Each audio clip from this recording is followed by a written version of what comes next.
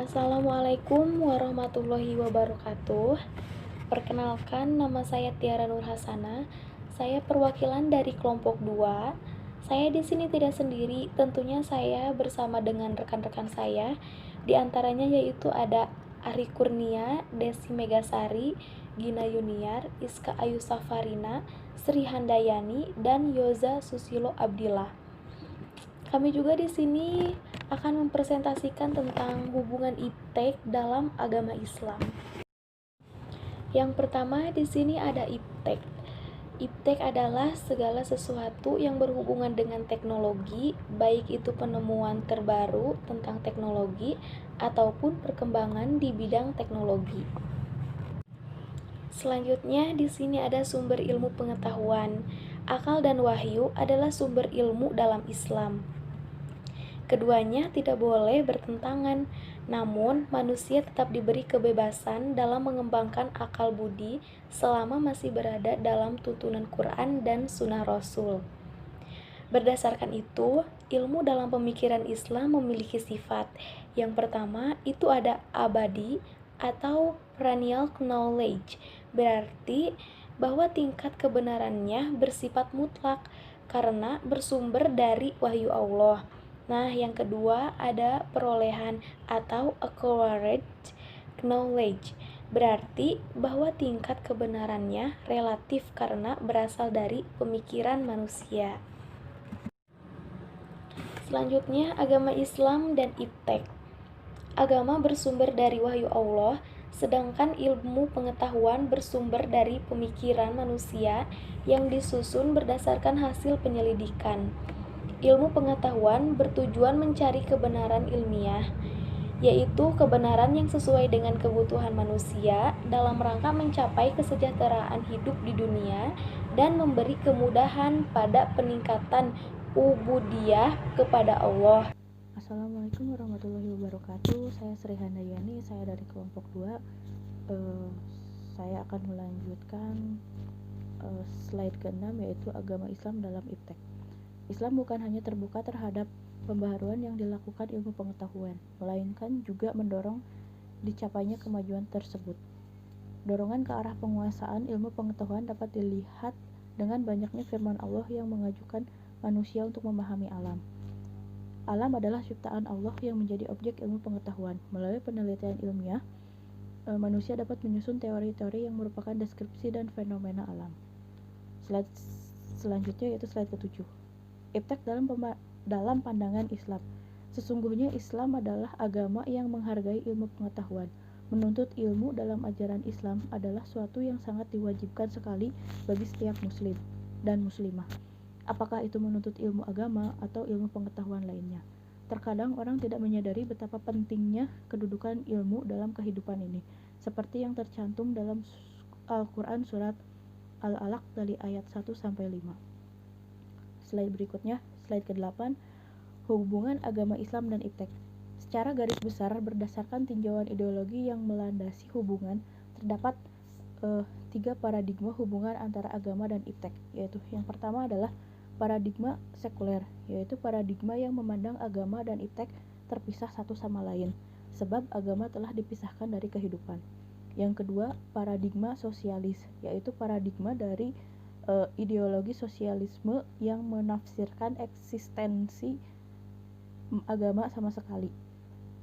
Selanjutnya, iptek dalam perspektif Islam. Islam mendorong umatnya untuk mengembangkan ilmu pengetahuan dan teknologi berdasarkan dengan pandangan dunia barat yang melandasi perkembangan iptek hanya untuk kepentingan dunia. Beda dengan Islam mementingkan pengembangan dan penguasaan iptek untuk menjadi sarana ibadah.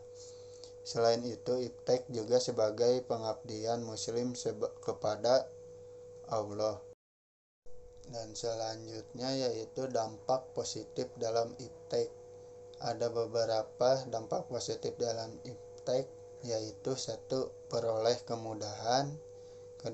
Mengenal dan mengagungkan Allah, 3. Meningkatkan kualitas pengabdian kepada Allah, dan 4. Memperoleh kesenangan dan kebahagiaan hidup.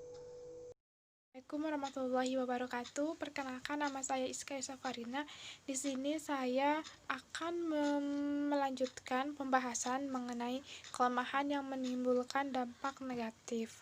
Yang pertama, meningkatkan aksi terorisme yang memanfaatkan kemudahan aksi komunikasi dan perakitan senjata. Yang kedua, penggunaan informasi dan situs tertentu. Yang ketiga, terjadinya pengangguran bagi tenaga kerja yang tidak memiliki kualifikasi yang sesuai. Yang keempat, penyalahgunaan pengetahuan. Nah, teman-teman, selanjutnya kita akan membahas mengenai materi selanjutnya, yaitu berjudul Agama Islam merupakan rahmat Allah Subhanahu wa Ta'ala. Di mana pembahasan pertama adalah Islam merupakan rahmatan lil alamin, yaitu Islam adalah agama rahmatan lil alamin, artinya Islam merupakan agama yang membawa rahmat dan kesejahteraan bagi seluruh alam semesta, termasuk hewan, tumbuhan, apalagi sesama manusia. Pernyataan bahwa Islam adalah agama rahmatan lil alamin sebenarnya adalah kesimpulan dari firman Allah yang terkandung dalam Quran Surat Al-Anbiya ayat 107 yang berbunyi, "Dan tidaklah kami memutus kamu, melainkan untuk menjadi rahmat bagi seluruh alam." Assalamualaikum warahmatullahi wabarakatuh. Saya Gina Yuniar. Di sini saya akan menjelaskan mengenai bentuk-bentuk rahmatan lil alamin. Bentuk-bentuk rahmatan lil alamin memberikan petunjuk kepada manusia ke jalan kebenaran, memberikan kebebasan kepada manusia untuk menggunakan potensi yang diberikan oleh Allah secara bertanggung jawab, menghargai sesama manusia sebagai makhluk Allah, dan mengatur pemanfaatan alam secara baik dan proporsional. Kemudian, maksud dari bentuk-bentuk Islam sebagai rahmatan lil alamin yaitu sebagai bentuk rahmat dan rasa kasih sayang Allah yang diberikan kepada seluruh umat manusia yang berada di seluruh alam semesta, dengan berpegang teguh kepada Al-Quran dan hadis yang dijadikan pedoman dan bimbingan hidup. Assalamualaikum warahmatullahi wabarakatuh. Saya akan menjelaskan tentang memahami Islam secara baik dan benar. Pertama, pelajarilah Islam dari sumber aslinya, dari Al-Quran yang memuat wahyu-wahyu Allah dan hadis yang berisi sunnah Rasul Shallallahu Alaihi Wasallam. Mempelajari Islam dengan mempergunakan sumber tersebut akan memperkecil salah paham, bahkan juga dapat menghindarinya. Apalagi saat ini Al-Quran telah diterjemahkan berbagai bahasa termasuk bahasa Gorontalo yang memudahkan pemahaman kita dalam mempelajari Al-Quran. Yang kedua, Islam tidak dipahami secara parsial, tetapi integral.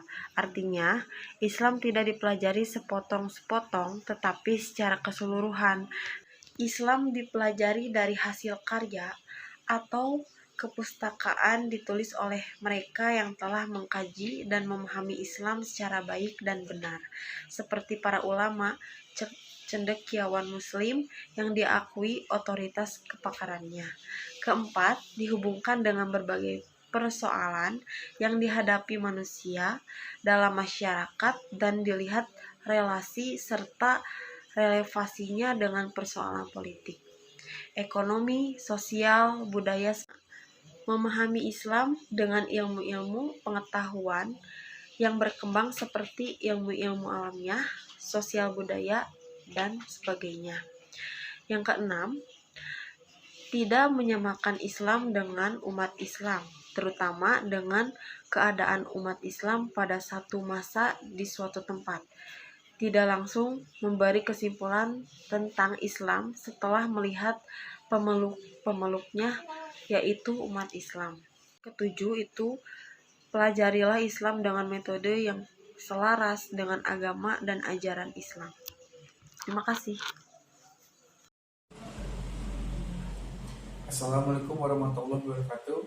Saya Yesus Abdillah dari kelompok 2 akan melanjutkan apa yang telah disampaikan oleh teman-teman saya. Saya akan menceritakan tentang konsep rahmatan lil alamin. Tugas Nabi Muhammad SAW adalah membawa rahmat bagi sekalian alam. Maka itu pulalah risalah agama yang dibawanya. Islam itu ibarat ratu adil yang menjadi tumpuan harapan manusia. Ia harus mengangkat manusia dari kehinaan menjadi mulia, menunjukkan manusia yang tersesat jalannya, membebaskan manusia dari semua macam kezaliman, melepaskan manusia dari rantai perbudakan, dan memerdekakan manusia dari kemiskinan rohani dan materi. Tugas Islam memberikan dunia hari depan yang cerah dan penuh harapan. Manusia akhirnya merasakan nikmat bahagia karena Islam dan rahmatan lil alamin. Demikian beberapa hal yang bisa saya sampaikan. Sebelumnya saya mohon maaf yang sebesar-besarnya kepada hadirin apabila dalam penyampaian tadi mungkin ada kesalahan kata atau beberapa pertanyaan yang menyinggung hadirin. Saya ini hanya manusia biasa yang tidak luput dari kesalahan. Saya memohon maaf atas bila ada yang tidak menyenangkan. Saya menyampaikan pesan pemerintah 3M dan pesan Ibu agar COVID ini segera berakhir. Sekian dari saya. Wassalamualaikum warahmatullahi wabarakatuh.